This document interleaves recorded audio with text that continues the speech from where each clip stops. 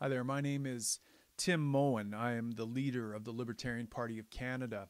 And I've been asked on a fairly regular basis to comment on what I would do about the fentanyl crisis.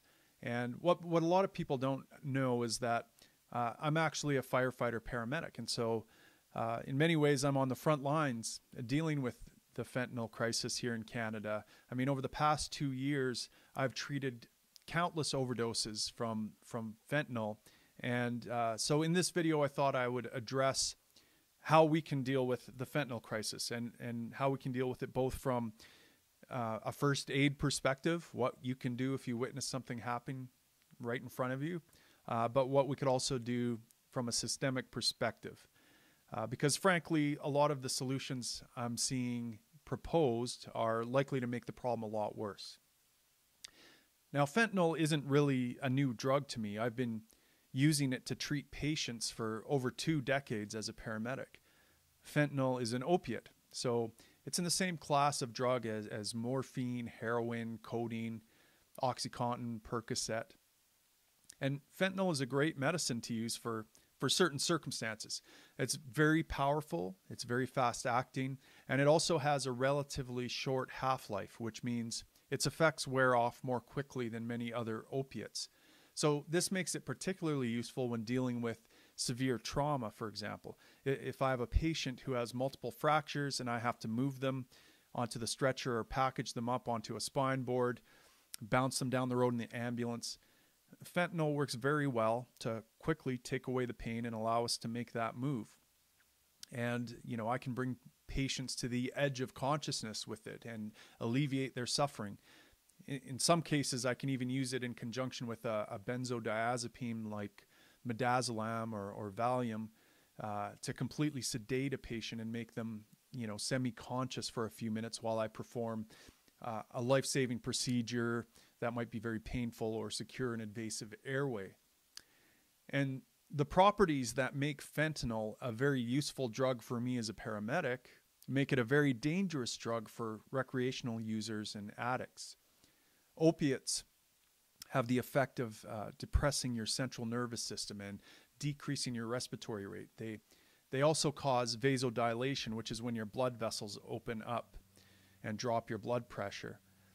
Now, think about how you feel when you get up out of a hot tub or a warm bath too quickly and you feel lightheaded. That is your blood pressure dropping because of vasodilation. You're very red, right? You're flushed, and that's because your vessels are dilated. And this is what happens when you take a large dose of opiates. So people don't die so much from the drug fentanyl as they die from the cardiovascular collapse that occurs when you simultaneously depress consciousness, respiration, and create a rapid drop in blood pressure. And oftentimes, on top of that, people also choke on their own vomit because opiates tend to cause nausea and vomiting as well. And so these people can't protect their own airway and they end up aspirating and choking on their own vomit. And here's an example of a typical call I see. Once I was called to the scene where an 18-year-old kid whose girlfriend called us said she couldn't wake him up. And she said he had snorted an Oxy 80. Now this is, an Oxy 80 is OxyContin 80 milligram tablet. And what people like to do is crush them up and snort them and get high. And unfortunately, this wasn't an Oxy 80. It was a tablet that was pressed to look like an Oxy 80, and it contained high levels of fentanyl. And when we get to the scene, this kid looks dead. I mean, he's laying motionless, ashen gray, doesn't look like he's breathing there beside his bed in his room. In fact, there's a police officer there taking crime scene photos of this dead kid lying on the floor of his room, except he wasn't quite dead. We noticed that he had a faint pulse and faint breathing, so we immediately start breathing for him. We manage his airway, and we administer the antidote to opiates, which is called naloxone. And within 2 minutes, this kid is awake and walking around his house and giving us attitude. What are we doing here? Why are we invading a space? Why should he go to the hospital? Now, this is a problem because the opiate he took could very well last longer than the antidote we gave him. In other words, he feels perfectly fine now, but when the naloxone wears off, he could very well find himself unconscious and on death's door again. And it's very difficult to convince people that they need to come to the hospital at this point because they feel perfectly fine. They don't realize that they were just on death's door. And in this particular case, you know, the police officer showed this kid the photo he had taken of the young man looking dead.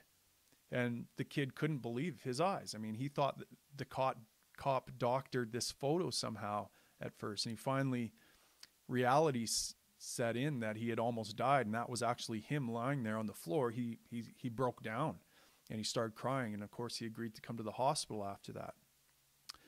But this is a typical fentanyl overdose call. You know, quite often people that overdose don't realize how close to death they just came.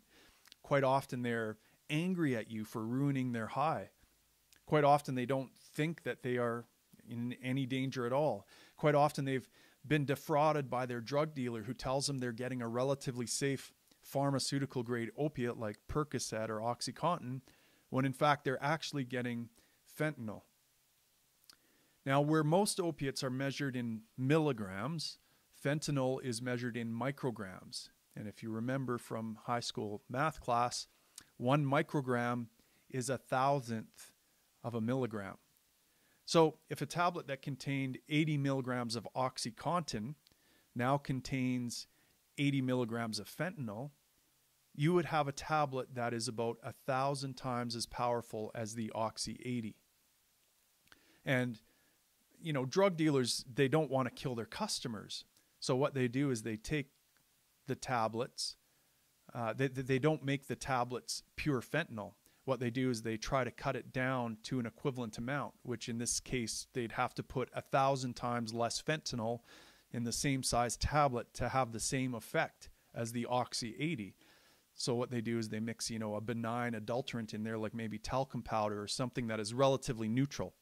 And then they put in a few grains of fentanyl and press it to look like a pill that is an Oxy 80. And as you can imagine, this requires a great deal of precision. And black market dealers aren't known for getting the quantity consistently correct. So 2 tablets of what appear to be Oxy 80 mixed in the same batch by the same drug dealer can have dramatically different doses. I mean, 1 pill might not give you much of a buzz at all, and the next pill you take from the same batch could actually kill you, just because there's inconsistencies with the number of grains of fentanyl that get mixed into each individual pill. Now, the good news is that if you witness an opiate overdose, there's actually a lot you can do to save that person's life, even if you have no first aid equipment or naloxone available. Like I said earlier, there are 3 things that kill people in an opiate overdose. One is cardiovascular collapse, the other is decreased respiration, and the other one is choking on their own vomit. So if the person suddenly stops breathing, you can perform mouth-to-mouth respiration on them. If they no longer have a detectable pulse, you can perform chest compressions on them. If they vomit, you can roll them on their side and sweep out their airway. And these people respond very well to these basic first aid measures, much better than someone who stops breathing or loses a pulse from other causes, like, say, a heart attack, where it's much more difficult to get these people to respond to CPR, for example. And naloxone really is a miracle drug if you've ever seen it work. It literally looks like you're raising someone from the dead. And naloxone is becoming widely available in many jurisdictions. You know, it's available here in Alberta quite easily by just going to the pharmacy.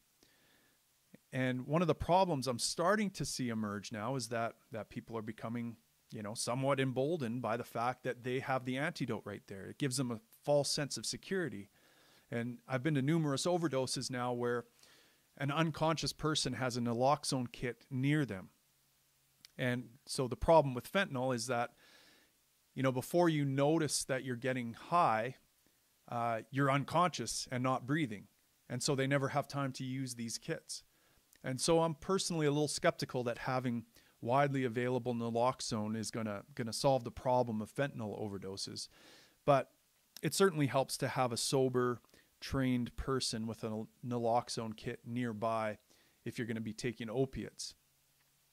Okay, so that kind of outlines what we're seeing on the street. Now I'm going to put on my politician hat and talk about how we as a society might be able to go about solving this problem we're seeing.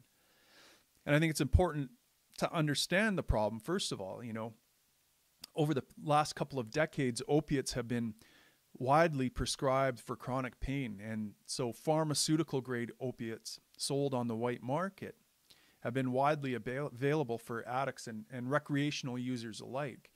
And, until recently, you've been able to find OxyContin, Percocet, Tylenol 3 in a typical home medicine cabinet.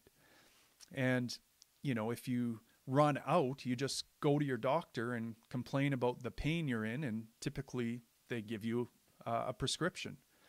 I don't blame doctors. They get a bad rap here, but people who seek opiates can be very convincing. And if you have the technology to take away someone's pain, it seems wrong on some level not to give it to them. And listen, there are a lot of overdoses from these pharmaceutical grade opiates, but they aren't dangerous in the way that black market opiates like fentanyl and heroin are.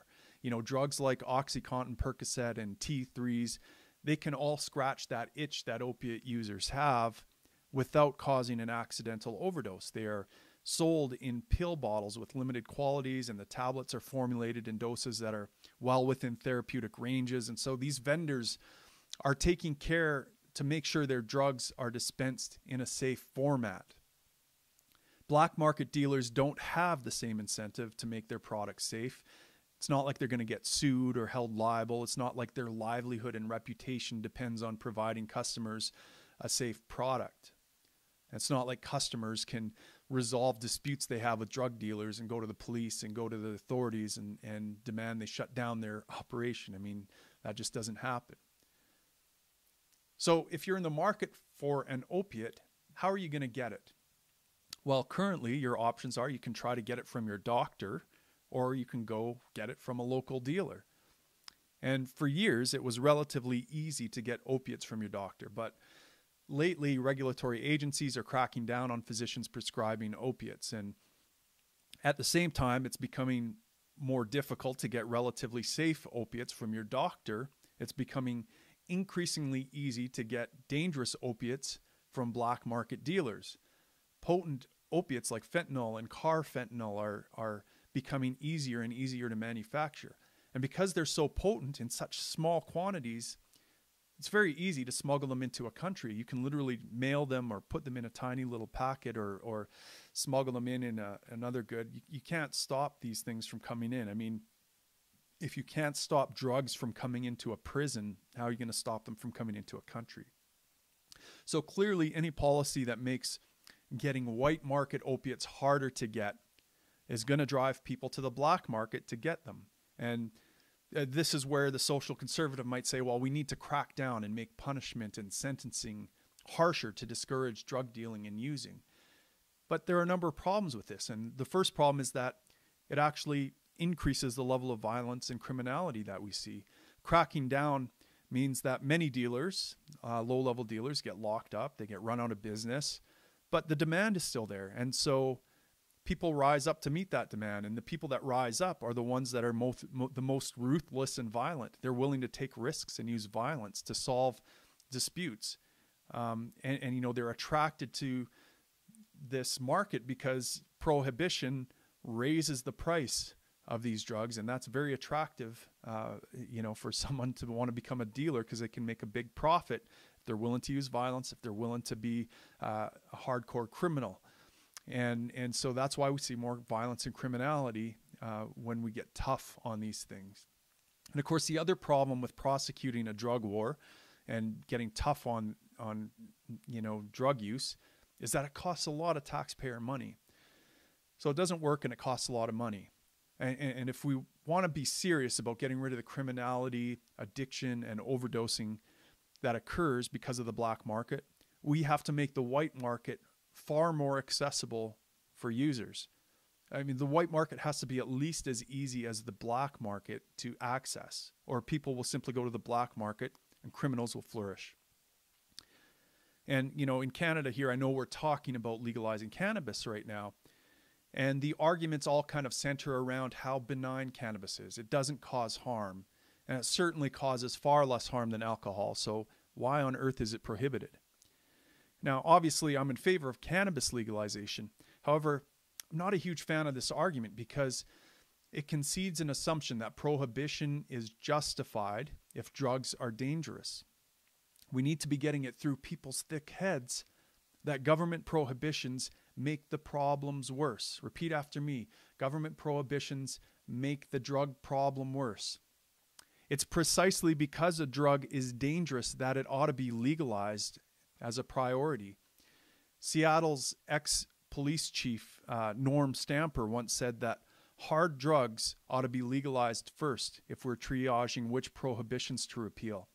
Because dangerous drugs coupled with prohibition is an extremely deadly combination, not only for the users, but also all the people around them in the neighborhoods, the kids that are collateral damage in the war on drugs. Now, you don't have to take my word for it or Norm Stamper's word for it. You can just look at real-world examples. I mean, decriminalizing drugs has dramatically reduced crime and addiction rates in Portugal and Switzerland. So legalization can eliminate much of the criminality and get rid of some of the factors that contribute to increasing addiction and increased harm. But for me, this isn't good enough. I'm not interested in a society full of hedonistic libertines where there's a drug den on every corner or long lineups at the liquor store. I want a society that promotes character and responsibility. Now, obviously, my contention is that government cannot compel improved character and responsibility. It cannot compel people to stop being addicts. And so if I'm interested in promoting the type of society I describe, I have to understand not only how I contribute to the promotion of drug addiction and crime by supporting prohibition, but I also have to understand how I can promote healthy choices and the development of character. I have to understand what causes the demand for drugs like opiates in the first place. And we've been fed a lot of lies and myths about drugs. For example, the idea that one hit of crystal meth or crack cocaine or heroin can cause and create addiction. Well, the evidence suggests that the majority of people who have tried these drugs do not become addicted. The vast majority of hard drug users are not addicts at all and only use occasionally. But what explains the percentage of people who try a substance and then get hooked and addicted to it? Well, more evidence is emerging to explain why certain people become addicted. For example, rat studies conducted, I think in the early 70s, concluded that most rats, when given a choice between drugged water and regular water, would choose the drugged water. They'd get hooked and then die from lethargy or overdose. And so scientists reasonably concluded that it was the substance that caused the addiction. However, when the study was repeated a few decades later, I think in Vancouver, it was shown that rats who were given a much healthier environment, an environment they called Rat Park, where they could play and mate and have, everything a rat could want for a good rat life. Well, these rats rarely chose the drugged water. So in other words, you put a rat in a cage and it gets addicted. You give a rat a happy, healthy environment and it doesn't. So here it seems that environment has more to do with addiction than substance. And, addiction specialist and psychiatrist Gabor Mate, who operates his practice out of the Portland Hotel in Vancouver, BC, testifies that he has never met a heroin addict who doesn't have severe maternal attachment issues. And he goes on to say that this makes sense in light of studies that show that the same parts of the brain that light up when an infant locks eyes with its mom in that loving maternal gaze, the same parts of the brain light up in an opiate addict's brain when they take a hit of opiate. So in many ways, the opiate addict who has never had that tender maternal connection meets heroin or some other opiate for the first time, they are getting the very thing that they've been missing their whole life. And so this is, his explanation as to how environment contributes to the idea of drug addiction. So, and the adverse childhood adverse childhood experiences study confirm this. The idea that people who have adverse childhood have like 400% increased risk of criminality and drug addiction. So, it's important to understand that the opposite of addiction isn't sobriety, but rather connection. And addicts who view drug addiction as a battle between, say, their willpower and the temptation to use are likely to lose that battle. Programs in Switzerland and Portugal and Gabor Mate's work here in Canada has shown how addicts are actually able to kick their addiction for good. Now, if you look at Portugal, it's true that, for example, we see increased drug use. There's something like 6% more people who have tried drugs because they're more readily available. But at the same time, we see a dramatic plummet in the addiction rates. It's been cut by 50%. And this is a staggering number. Crime, addiction, overdoses have all plummeted. And this is attributed in large part to not only a reduction in a punitive legal environment that in many ways inflicts the same types of traumas that contributed to the addiction in the first place, but also to resources that connect users to a community. Once addicts get meaningful work and community, they tend to stop using. Their desire to use goes away. They aren't engaging in a battle of willpower versus temptation anymore because they found connection with people, connection with purpose. So addiction isn't easy to overcome. And, the idea that we can fix it by asking government to implement some rules is itself an addictive opiate, isn't it? A government is the opiate of the masses. If you have a fear or anxiety, here, have some government. Afraid of barbarians? Here's some government for you. Afraid of climate catastrophe? Here, chum, have some government. Afraid the poor are going to starve? I've got some government for you, pal. We are addicted to the illusion of quick and easy fixes.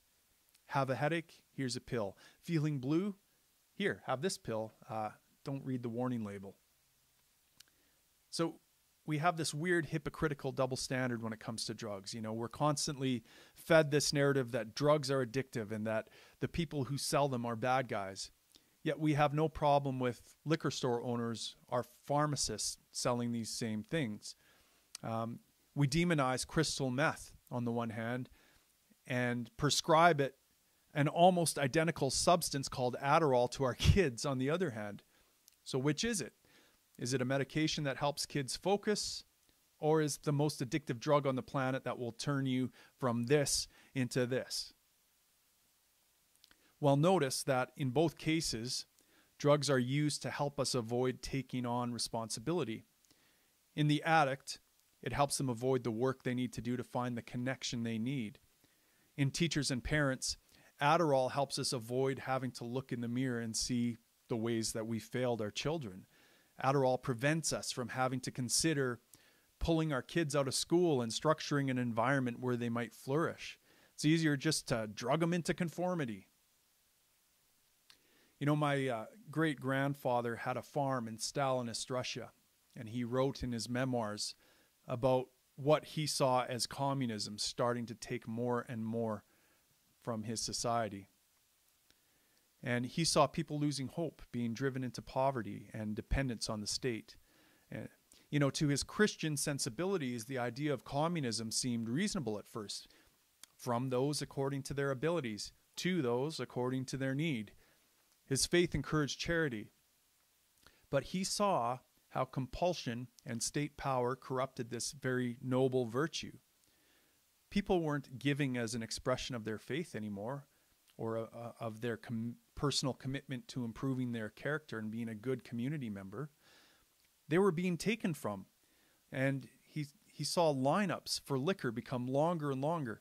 And he described what he was seeing as people anesthetizing themselves from the pain of their existence. Those were the words he used.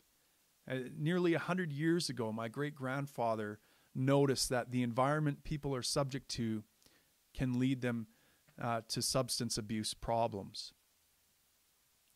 So if we are interested in a society where we see less addiction, my suggestion isn't just that we repeal prohibitions and compulsion, but rather that we work on our own character as individuals, that we commit ourselves to responsibility for our own lives and the lives of people in our community, that we shun the temptation of immediate gratification, of asking government to fix problems for us, and we commit to the hard work of providing those solutions ourselves.